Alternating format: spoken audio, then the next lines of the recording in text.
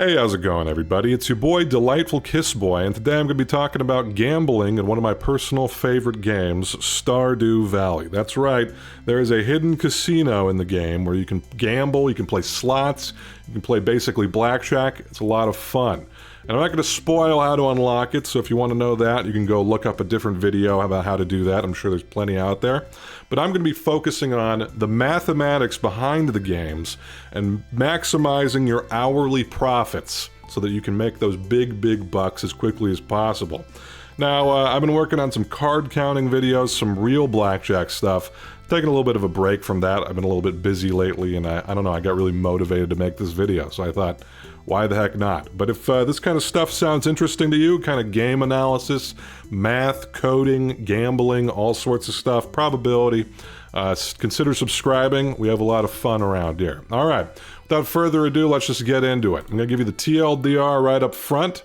So if you just want to know how to gamble optimally without knowing the math behind it, this is for you. You can just watch this and then exit out. Now, TLDR is try to go on a decently lucky day. So when you go to your TV and they say like the spirits are neutral or they're mildly displeased, etc., etc., try not to go on one of those days. Try to go on a day where it's like, oh yeah, they're having a great time. You know, they're having a ball.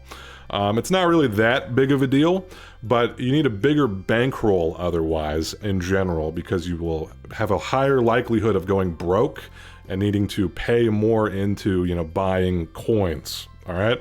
On top of that, it's going to take you more IRL time the less lucky the day is. It's not a huge deal, as I said, because all of the games are positive expected value no matter what your luck is. It's just a matter of how quickly are you going to be getting money.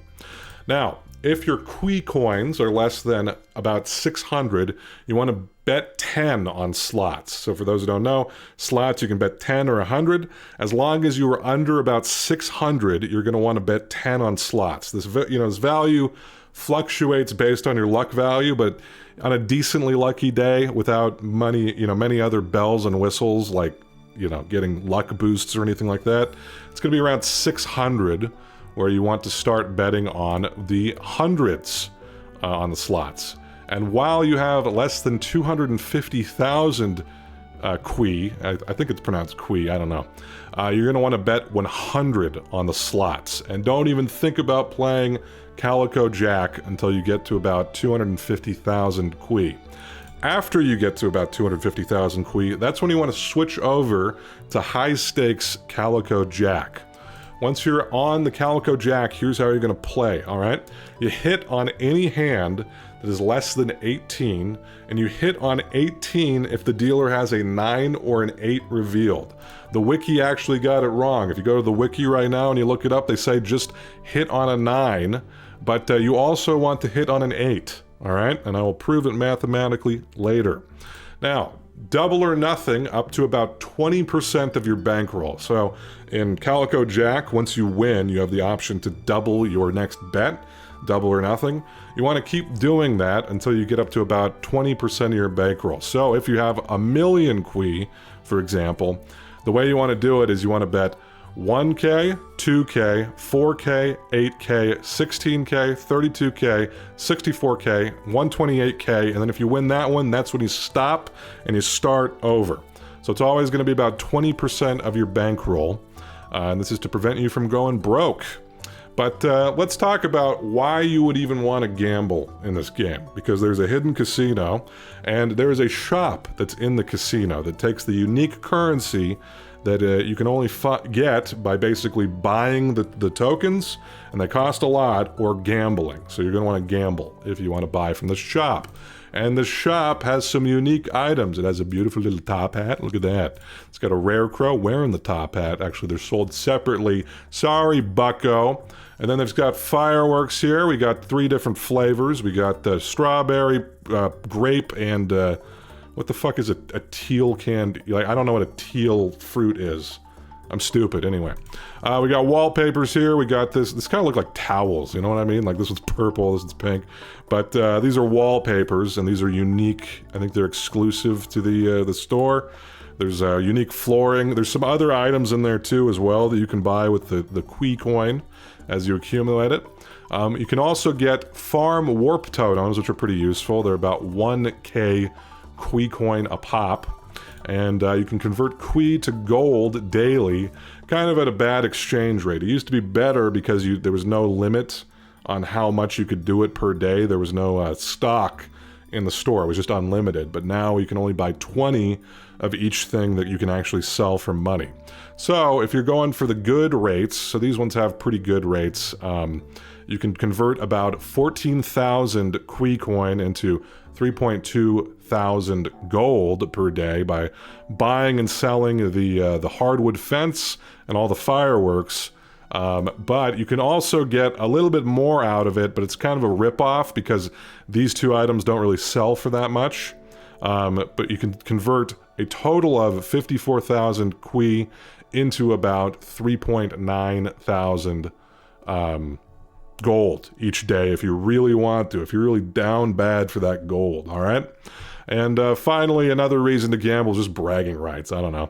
You could try to like overflow the Qui coin because they're just stored in a 32-bit integer in C#. So it's actually possible to overflow and get it to go to a negative value.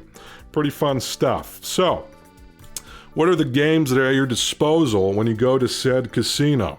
Well, there's only 2 fucking games. That's pretty fucking lame. What kind of casino is this? If I only have the option to play slots or blackjack, I'm gonna leave. But that's all we have to work with in as of right now in Stardew Valley. But you know, it isn't a dedicated gambling game, so I'll let it slide.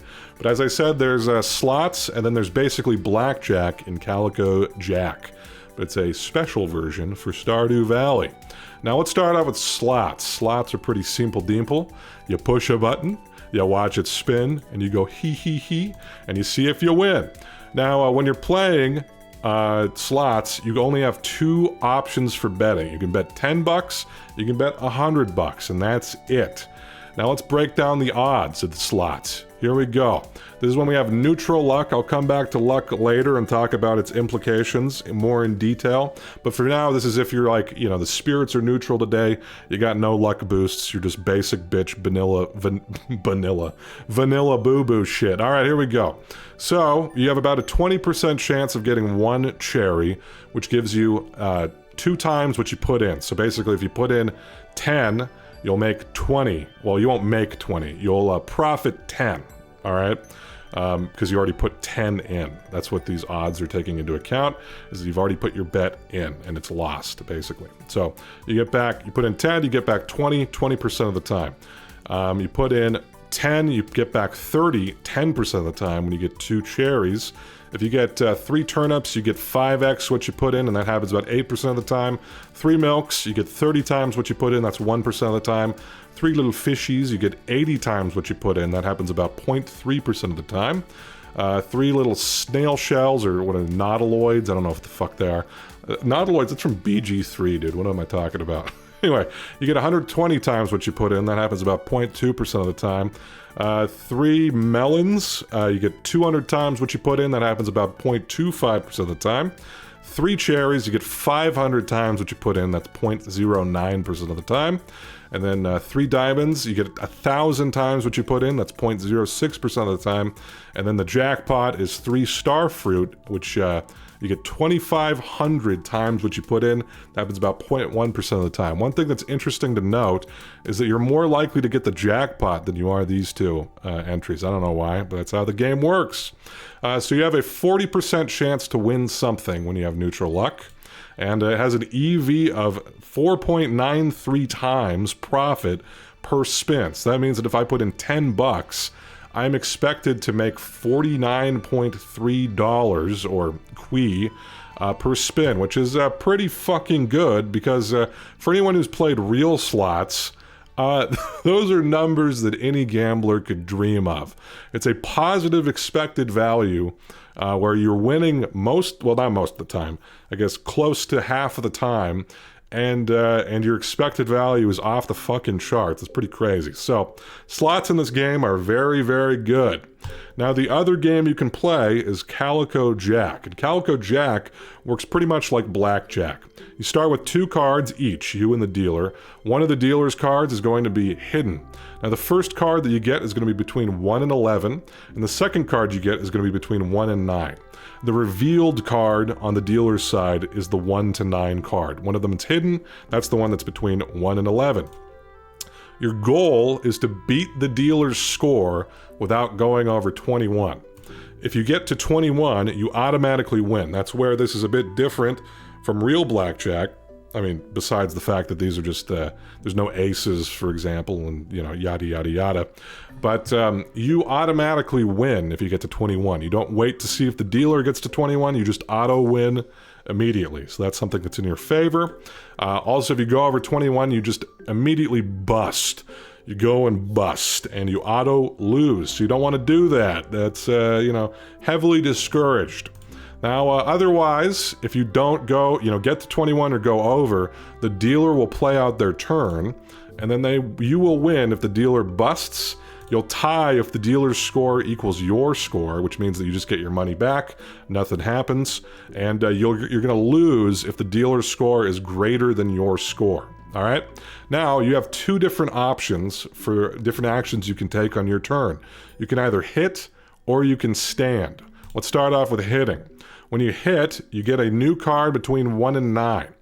It's not that simple, though, in CalicoJack, because there's actually kind of a weight mechanic in certain cases. So if your score is between 16 and 19 inclusive, what the game is going to do is it's going to get the distance from your score to 21. So, for example, if you have 16, then D, which is the distance that I'm defining it as D. You know, there you go. D equals 21 minus 16, which means we get 5 for D. So that means that you need 5 to be added to your score to get to 21. That's what D is. You have a 1 out of D chance to get to 20 or 21 on hit if you have a score between 16 or 19 and 19 when you hit. All right?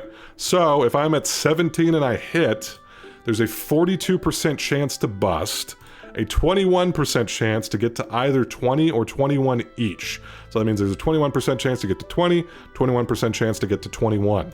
There's an 8% chance to get to 18 or 19 respectively. So it's not just the case where it's like I get an even distribution between the numbers 1 and 9. Actually, as you get closer and closer to 20 to 21, your odds of not busting when you hit are basically increased, your odds of not busting. All right? This greatly helps the player, gives you an advantage, and you want to use it to your advantage. I'll describe how later. Now, on the dealer's turn, this is how the dealer plays. The dealer is going to hit until they get a higher score than the player, and that score is above 18. All right? So basically, if you have like a 19, they're going to keep going until they get 19 or higher. If you have a score of 11, even if the dealer has a score of 12, they're going to keep on hitting until they get at least 18, because the dealer is kind of stupid like that, all right? For some reason, he's going to keep hitting even though he's already won it, all right? But that plays to your advantage. Now, on each hit, the player... So it's kind of weird. It's kind of like with hitting, the cards the dealers get can be weighted as well. And they are weighted if you have a score of 18, 19, or 20.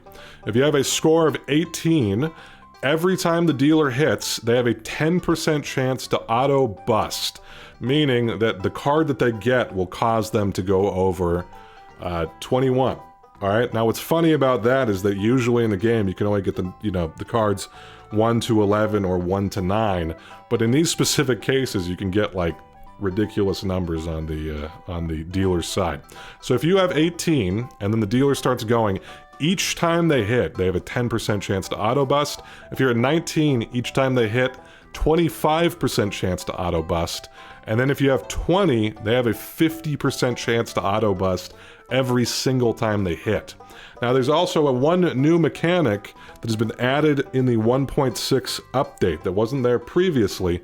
There's a small luck-based chance for the dealer to get a strange card, which is a card with a little fruit on it. And if this happens, the dealer auto-busts, and the player gets a 2-to-1 payout instead of a 1-to-1 payout like they normally would.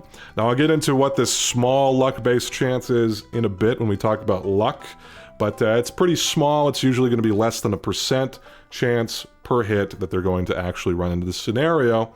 But if you see this happen, you aren't hallucinating. This is part of the game. It is a real thing. I haven't really seen much documentation about it online, so I thought I'd address it here. But otherwise, if none of these apply, so if you don't have, like, if the dealer passes all these checks, basically, they're just going to get a card from 1 to 9 without any waiting, all right? There's some weirdness that kind of results from this. I kind of mentioned it earlier, but if the auto-bust logic can make it so that the dealer can get up to 22 on a single card. So the way that it works is it basically computes the amount needed to bust from wherever they are. And so, like, let's say you're at 20, right? And the dealer has 2 1s. So they're at 2, you're at 20. Every time they hit, there's a 50% chance that they auto-bust. So if they auto-bust from 2, they have to get at least 20 on the next card to bust. And it can actually be all the way up to 22, which is pretty fucking weird. Alongside that, there's no actual deck used. So each card is generated basically independently. Independently, not including the fact that there's certain conditions that cause certain types of cards to be weighted, but basically you can get like 44 1s on the board, technically, because it's just like rolling a dice every single time for each card. There is no concept of a deck in this game. Now, one other thing, this is basically kind of cheating, honestly. You can get the seed used on the random number generator to predict every outcome. I've seen a tool that speedrunners have used to basically tell them exactly how to bet and keep doubling up on CalicoJack. You can make a fuckload of money that way, but I think that is just cheating. You want to play it earnestly. I mean, it's a single-player game. Who cares? But I don't know. Using shit like this, it's not that interesting to me, so I'm not really going to talk about it. And then lastly, there is integer overflow. I kind of mentioned it earlier. This isn't exclusive to CalicoJack. You can also overflow technically by just playing slots over and over and over again. But because of the doubling factor in CalicoJack, you can get like obscenely high scores that are so high that they wrap around, they overflow, and then the value becomes like a huge negative number. So, a lot of fun there. All right, let's talk about strategy with CalicoJack. Well, I made this beautiful little chart over here that tells you exactly what to do in any situation. And what it tells you is that you hit on any score that's less than 18. You can see down here, 17 and below all have H's. Guess what H stands for, dipshit? Up here, we got the dealer revealed cards, values 9 through 1. And what it's going to tell you to do is to hit also when the dealer shows an 8 or a 9. Now, the wiki, as I said earlier, tells you to only hit if the dealer shows a 9, but I've mathematically proven that you also want to hit if the dealer shows an 8. Now, this might sound counterintuitive because you're at 18, so what is that? It's a 2/3 chance that you're going to bust if you hit from 18 if you're trying to get to 21. But remember, there are the mechanics in the game that as you get closer and closer to 21, and when you have a value of 16 through 19, the game actually makes it so that you're less likely to bust than it looks. All right? So your added advantage if you're hitting on 18 when you have a value of, when the dealer has a value of 9 or 8 showing. All right? That's the whole game. Just keep doing that over and over again. You're playing optimally, buddy. This strategy gives the player a 14.03% edge.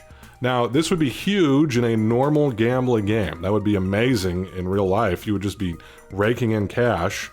But in this game, I mean, as I said earlier, if you play slots at neutral luck, you're getting 4.9 something times whatever you put in. That's like a 400% player edge. So CalicoJack, comparatively, has a much lower edge for you than slots do. And, that's the unfortunate truth right there. Now, when you play the game, you have a 53.94% chance to win, a 37.3% chance to lose, an 8.7% 5% chance to tie with the dealer. Now, if a tie happens, you get your bet back. You just get your money back. You don't make anything. You don't lose anything. But one thing you do lose is if you're doing double or nothing over and over again. Like, let's say you win 5 times in a row, right? And you've doubled up to whatever the hell that number is going to be. I'm not going to do the math right now. But if you tie, even though you didn't lose, the game doesn't count it as a win, which means that your bet will get reset all the way back down to 100 or 1,000, wherever you started from, depending on which table you're playing at, all right? That's a little bit of a bummer, but that's how the game works, baby. I didn't make the rules. Concerned Ape did. Take it up with him. Now, how did I determine this strategy? Well, strap in, buddy. We're going to get into the math zone. There's a lot of Excelling to be done, a lot of Excel spreadsheet action. So, step 1 of generating this strategy was to determine the expected value of standing versus any dealer hand. So this is our hand total over here on the left, so 2 through 20, and this is the dealer hand values, 20 to 2. I don't know why I did in this order, but whatever. That's what I did. All right, there you go. Now, this is going to tell you the percentage chance, your percent expected value, basically the amount of your bet that you're expected to win or lose based on any configuration of this. Now, obviously, one of the cards is going to be hidden on the dealer's side, but this is assuming that you could see every single card on the table, right? It'll make sense as to why I'm doing this in a bit here, but essentially we could start up here. So if we have 20 and the dealer has 20, then we have a 0% expected value because it's a tie, right? We just get back what we get. At 20, the dealer will not continue to hit because it has a value that's equal to our own. But let's say that the dealer has a 19. Well, in this case, the dealer is going to hit, and they are probably going to lose because there's that mechanic already that makes it so there's a 50% chance of him auto-losing if we have a 20. And then on top of that, even if he makes it past that check, then he's only got a 1 out of 9 chance of tying us and a 1 out of 9 chance of beating us, and then a 7 out of 9 chance of busting, and then we win. All right? Now, I just basically fill out this chart from left to right. Well, why is that? Well, let's take a look at this example here, number 10, all right? So number 10, you can see here we have a 90% expected value if we have a 20. Now, why is that? How did I determine that? Well, what we know will happen from this point is the dealer is going to hit. His behavior is deterministic, right? And what's going to happen is he's going to get one of 9 different values, which we can see over here. He's going to hit from a 10 and get 11, 12, 13, 14, 15, 16, 17, 18, or 19. A value of 1 to 9 added to his score from that point. There's also going to be the additional bells and whistles of potentially auto-busting, but that's taken into account here. I'm not going to go over the math for that exactly, but you can just rest assured it's taken into account in my spreadsheet, my beautiful, beautiful spreadsheet. But basically what I'm doing is I'm just averaging out all of these values because there's a roughly 1 out of 9 chance that the dealer is going to end up on any of these individual spots. And so we can just take the expected value from that point and then average them out. And then that's what this value right here is going to be, plus the percentage chance that he just auto busts or gets a strange card, all right?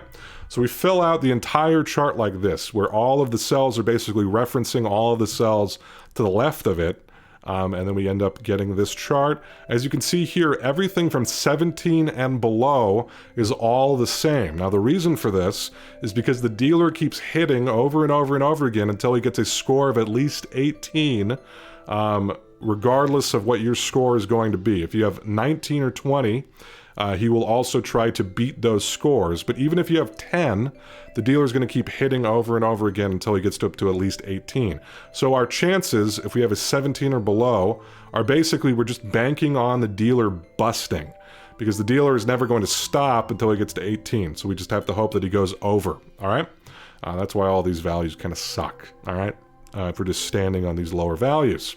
Now, once we have this chart all calculated, the next thing we need to calculate is the EV of standing versus the dealer revealed card, because as I said earlier, one of the cards is going to be hidden.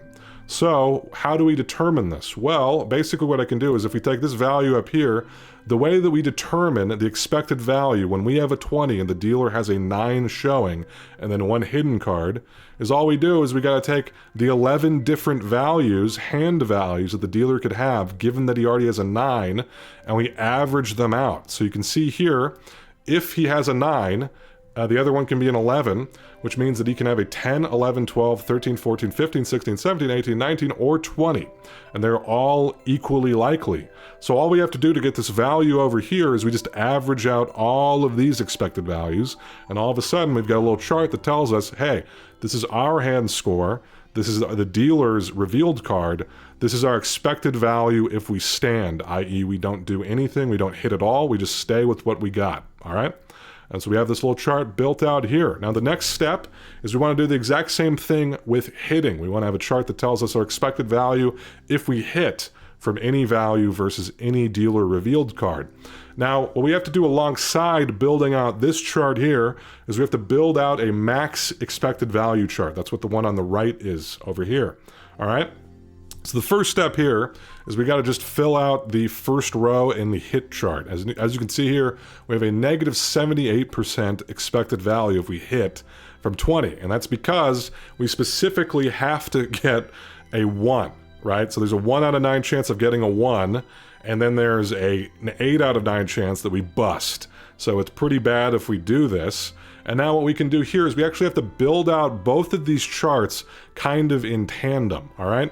Now this max chart, all it's doing is it's looking for this value here, for example, the 74% with a 20 player score and a 9 dealer revealed card, is it's taking the max value between the hit chart that we have here and the stand chart over here. And as you can see, 74% is in fact greater than negative 78%.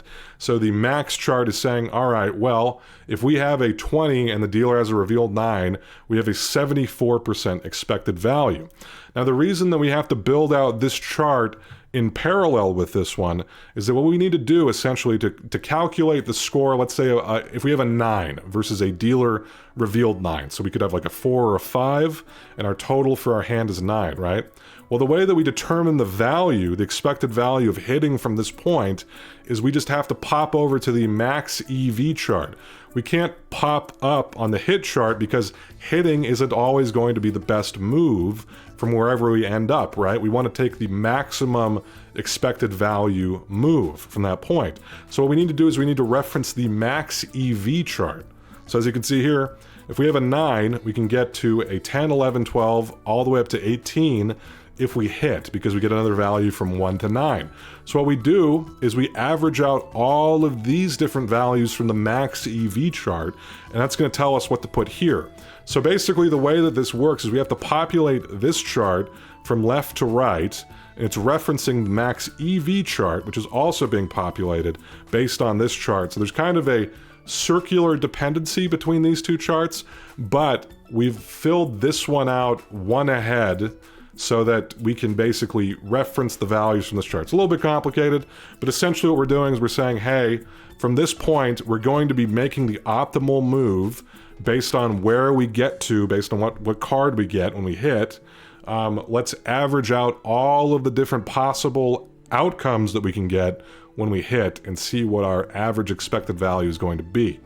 Now, once we have all of this, all these charts created, the way that we create our basic strategy chart is that essentially what we got to do is, let's say, okay, what do I want to do when I have an 18 and the dealer has a revealed 8? I'm not petty, you know, I'm just showing the value that I'm right about, that the wiki got wrong. You know, no big deal, no big deal. But how do we know that we want to hit here? Well, what we have to do is we just go to both charts, the stand chart and the hit chart, and we look at what are the expected values on each. Well, you can see here, if we hit, we have a 3% expected value from 18. When the dealer has a revealed 8. And on the stand chart, we have a negative 2% expected value if we stand when the dealer has a revealed 8. And so, because 3% is greater than negative 2%, we say, all right, well, the optimal move from this point is to hit. And now, this will be interesting when I create my card counting stuff, when I'm talking about blackjack, because this is basically exactly how you compute the same shit for real blackjack. It's pretty identical. It's just the game is a little bit different in Stardew. But there you go. That's how I generated the strategy for the game. And you can go through all these values and you can confirm that I did it correctly. All right. There we go. Now, let's talk about how luck impacts our game.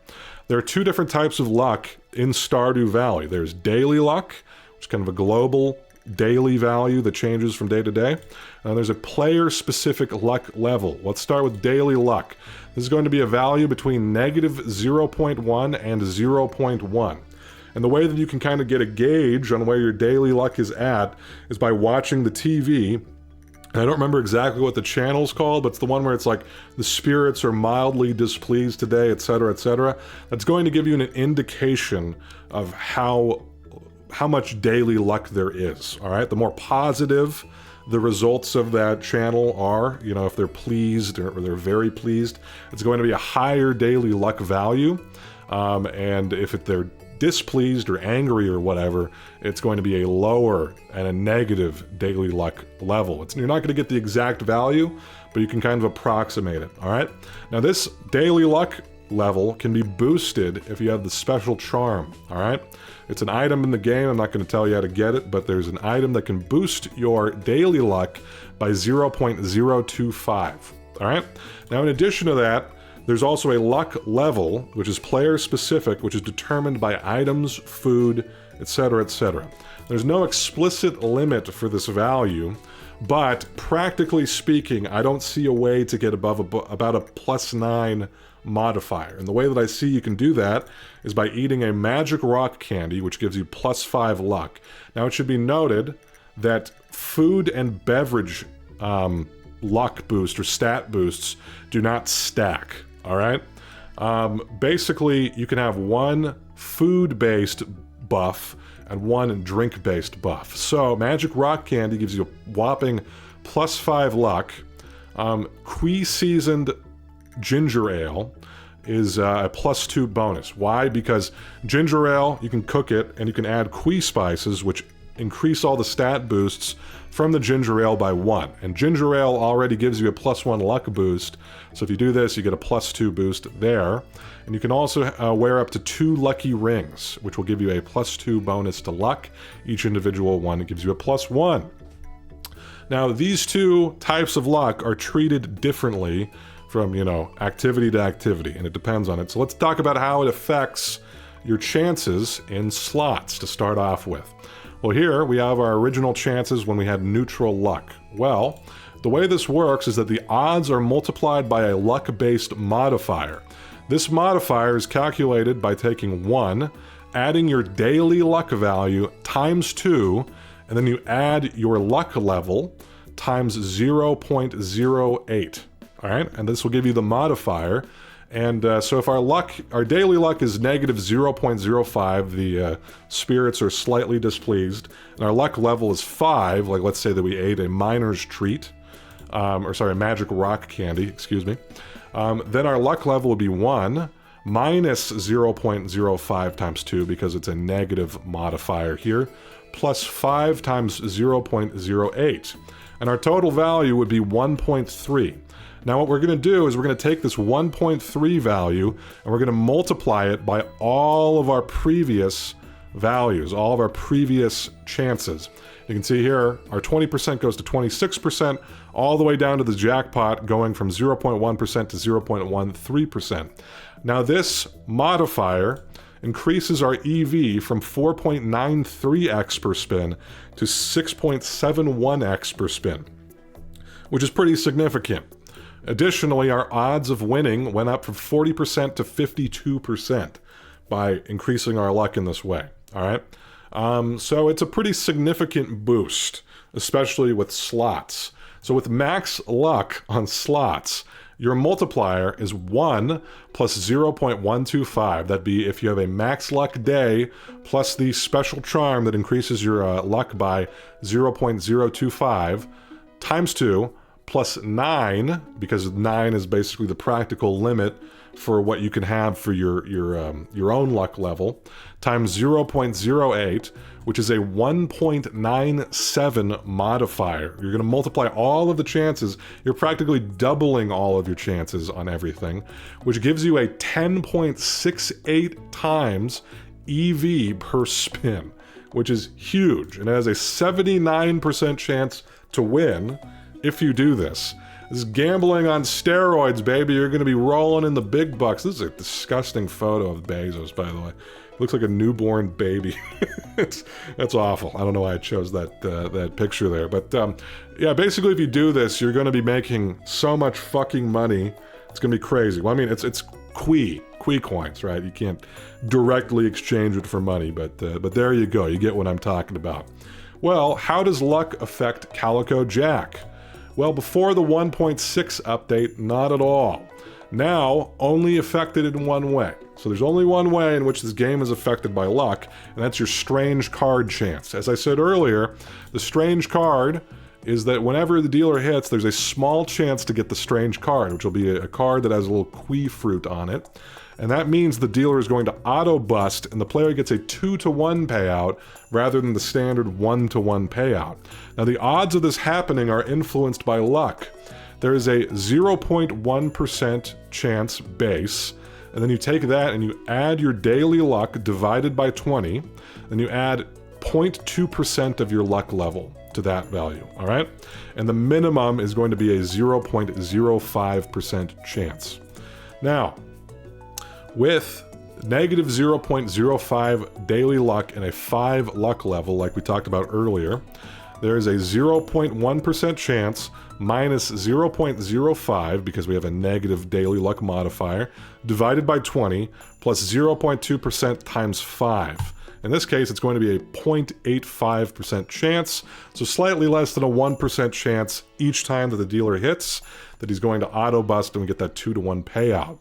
Now, max luck CalicoJack. Let's see how this looks. It looked insane with, slots. How's it going to look with CalicoJack? Well, the strange card chance in this case is going to be 0.001. Let me just check something real quick. It is 0.001. Sorry, I was just making sure I got that right.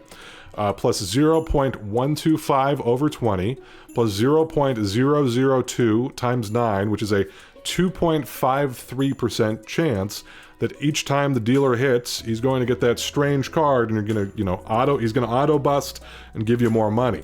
That's roughly 1 out of 40 cards hit by the dealer, which only results though in about a 4% player edge increase, which increases your win chance to 54.61%. That is a far cry from the 10x fucking EV of slots. This is not that impressive. It's okay. I mean, so luck doesn't really affect CalicoJack all that much. So there you go. Luck affects slots a lot. Does not really affect CalicoJack much at all. All right? Now that we know how the games work and we know the strategy and how luck affects them, how do we bet? That is the next question. It is a good question and kind of a complicated one. We're limited, though, to a few fixed bet amounts. So in the case of slots, we only can bet 10 Qui or 100 Qui.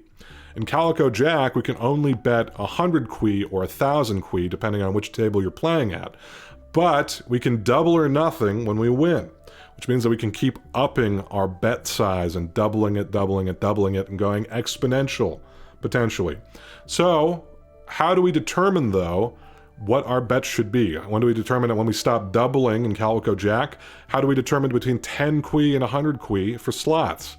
Well, a good jumping off point for this is something called the Kelly criterion. All right? Now, this is used by, real mathematicians, quants, etc., etc. I'm not going to go super in detail about how the Kelly criterion works because it's probably out of the scope for a fucking Stardew Valley video. But here we go. I used it, and we're going to talk about it. So, what is the Kelly criterion? Well, the Kelly criterion is a betting strategy to maximize long-term EV. It only works for positive EV bets. Now, you may be thinking to yourself, why wouldn't you just take the max bet every single time? If we're expected to make money every single bet, wouldn't you want to just bet as much as humanly possible every single time? Well, no, actually. All right, we're going to talk about that in a sec here. I also just want to say, the Kelly criterion only applies when you have a positive expected value, which sucks for you gambling enjoyers with your negative expected value, your fucking house edge, etc., etc. But let's talk about kind of like rationally why the Kelly criterion makes sense, why it isn't a good idea to just bet your maximum bankroll every single time. So imagine there's like a game, for example, where you're flipping a coin, and there's a 50% chance that you lose your bet, and a 50% chance that you 1,000x your bet, right? And let's say that you have like $10. You only have $10. Now, you'd be crazy not to take this bet, right? But let's say that you bet $10 and you lose. Well, all of a sudden you're broke and you can't continue to take this amazing bet and you've lost out on all this money. So instead, a better strategy might be to make smaller bets over and over again. So that's what the Kelly criterion is trying to do. It's trying to prevent us from going broke while still maximizing our long-term expected value. Because if we go broke, we can't continue to take this bet which favors us. So we want to be able to continue betting and reduce our chances of losing all of our money. So that's what the Kelly criterion is trying to do. And the way that it does that is by maximizing a certain function. As I said earlier, I'm not really going to get into the weeds with how it works, but we'll talk about it a bit. For a binary bet, though, it's pretty simple. The best bet percentage of your bankroll is going to be equal to P minus 1 over P, P minus 1 minus P over B, all right? Now, P is the probability of winning, and B is the proportional payout, all right? So it's basically like your chances of winning minus your chances of losing divided by the proportional payout. And the proportional payout is, for example, if you get 3-to-1 odds, then B is 3. If it's 2-to-1 odds, then B is 2. If it's 1-to-1 odds, like blackjack, for example, then B would be 1, all right? So it's the probability that you win minus the probability that you lose over the payout proportion. And this is only for binary bets, though. For other bets, it's a bit more complicated than that, and unfortunately, we're dealing with other bets. Now, you might think to yourself, well, what are you talking about? CalicoJack, you just win or you lose, right? Well, no, because there is a tie included in there as well, which, you know, we could kind of just ignore, right? We could just plug in our lose chance. But also, there's now the double payout when we hit the strange card. So it's a little bit more complicated. Also with slots, there's all sorts of different payouts based on our initial bet. So let's calculate how to determine our optimal bet for slots given that we have neutral luck. Well, it's pretty simple actually. We just have to maximize one simple formula. But here's what the formula is. Okay, it's 0.01 times log of blah, blah, blah. But essentially what's happening, okay, the formula that we need to maximize is we take all of our possible outcomes, all right? We take the probability of it happening. So in this case, we start with the jackpot. So it's 0.001 chance times the log of 1 plus 2,499x, all right? And we're trying to find the maximum value of this formula and what the x is to maximize that formula, all right? It's a little bit, like I said, I'm not going to get too in the weeds with it. It's kind of complicated. And honestly, I'm just going to let, Wolfram Alpha handle this. When in doubt, Wolfram Alpha it out, baby, because I don't want to have to fucking deal with this shit. I don't want to do math. So we plug all that junk and nonsense into Wolfram Alpha, and it pops out that the maximum happens when x equals about 0.12644. Now this is the value that we need to determine the proportion of our bankroll to bet every single time. Basically what you do is you take this big mess and you find where the maximum is, and the x value there is the proportion of your bankroll you bet every time. So the max is at about 0.126, which means we should ideally be betting about 12.6% of our bankroll each time on a neutral luck day when we're playing slots.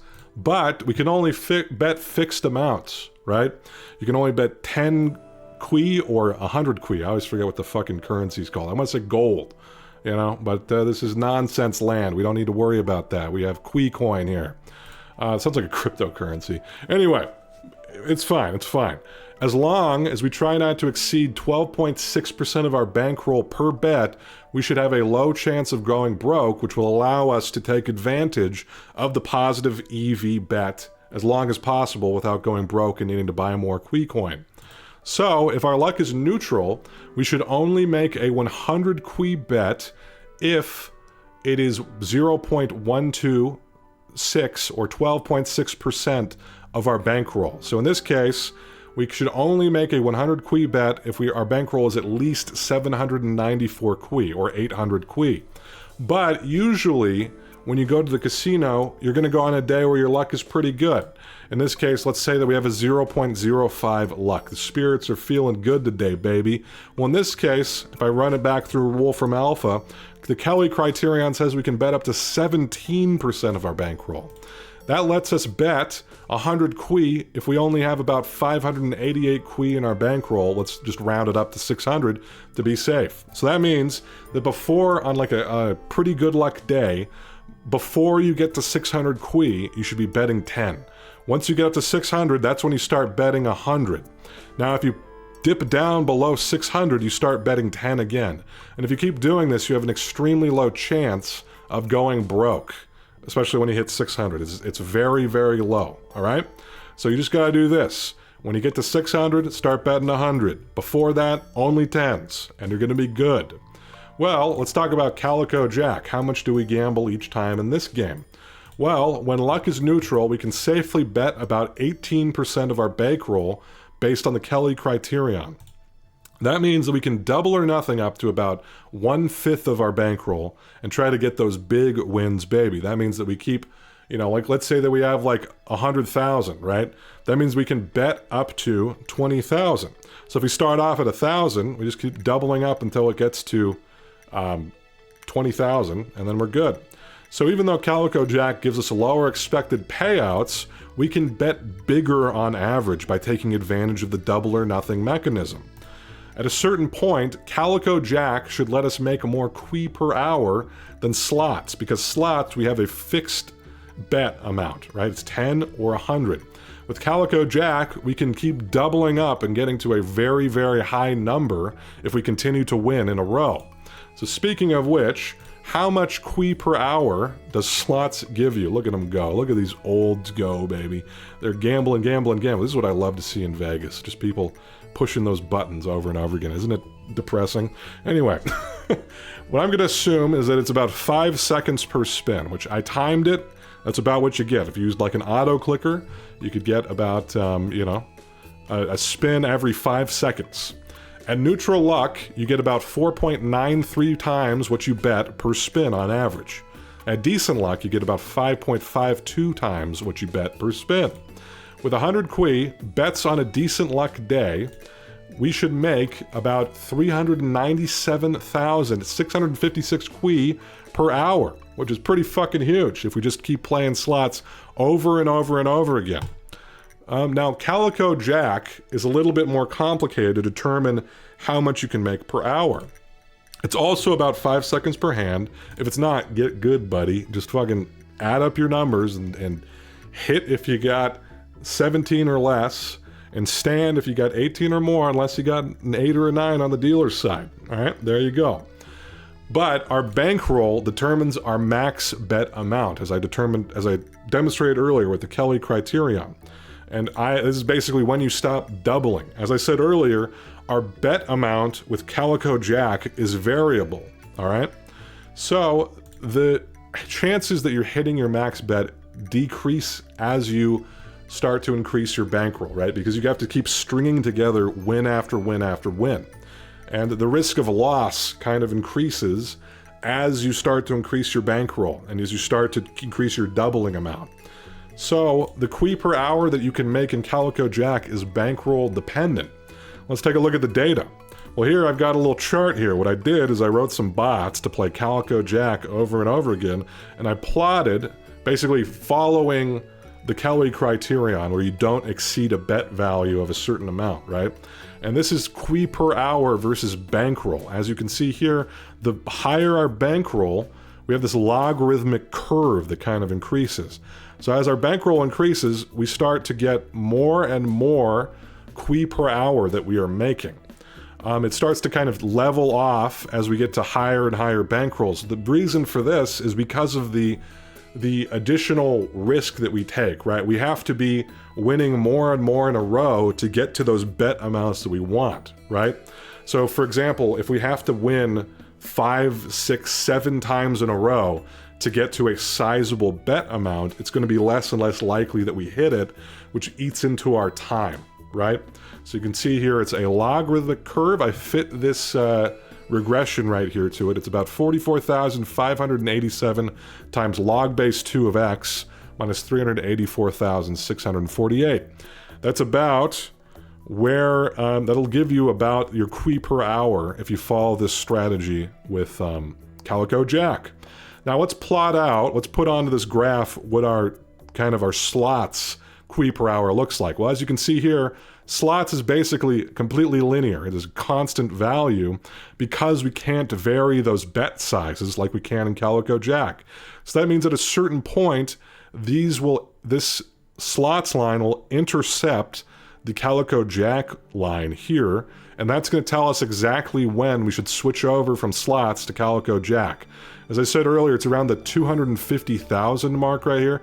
It might intersect a little bit earlier than that, but you're taking on some additional risk when you play CalicoJack, so I just said around 250,000 is when you want to switch over from your slots to CalicoJack, and that's going to help you make more money per hour on average, all right? So that's what you want to do, is just basically play slots all the way up to about 250,000, after which point you're going to want to switch over to CalicoJack. Now, as I said earlier, these lines change a lot with your luck level. The slots are highly affected by luck, CalicoJack less so, but if your luck is higher, both of these are kind of going to get boosted up by some amount. If you're maxed out on luck, for example, I think you make like, I don't know, like what was it, 700 and something thousand per hour. So in which case you're going to want to probably play slots for a lot longer, if that's really the case. But on average, if you're going on just, a pretty good luck day, this is assuming a it should be a 0.05, not a 0.005 daily luck level, all right? So a pretty average good amount. You're going to want to switch over at about 250,000. And that's about all I got today. So our conclusions. What can we conclude from from what we just discussed? Well, according to Stardew Valley, gambling is great, slots are profitable, and you want to bet hundreds of thousands of dollars on blackjack. So I hope that we can all learn from this. I hope this was helpful to you. Get out there and gamble. Stardew Valley is a gambling game. Gambling is a great thing, and you should do this. You should definitely just do this in real life. Play blackjack like this. All right, throw caution to the wind and have fun. All right, I will talk to you all later. Bye-bye.